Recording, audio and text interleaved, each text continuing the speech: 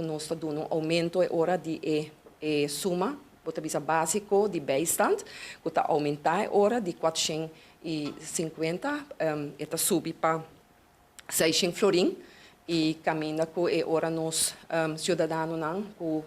está cai capaz de grupo de risco e especialmente bota botin mama não solteira que tem viajando por survive de situação aqui tour e essa aqui em geral nós decidimos que nós não está dando grupito nós está para sempre para intercomunidade se bota trata de grupo bota dando tour inter categoria grupo de que tem messeria e assim também nós toma a decisão aqui não e é importante para mencionar que diferente profissional não também a dona e sostém para se nós por chegar nessa aqui pois ora bota 13 cambio nota algo que está 1 2 3 que me que agradecer não também de coração me que agradecer também nos primeiro-ministro que sempre está wak Kiko tá bota bisa melhorança para nosso país para nos pessoas não que passina tem adelanto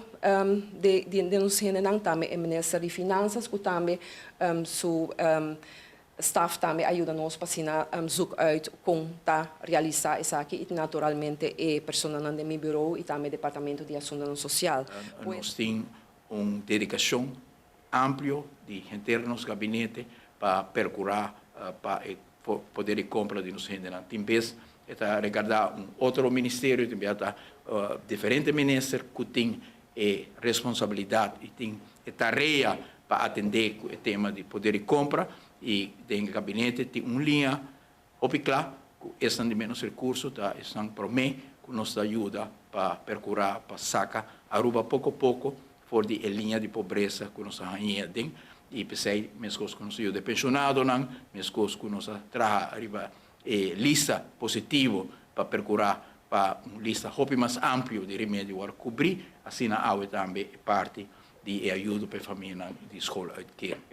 4 cambios hope importante que nós introduzir água cifra que está dando roceia na esta de menos recursos e nós estamos sumamente contentos que atrove praticamente a promessa em dia de governação nós por cumprir com outro grupo de nossa comunidade que tem hope difícil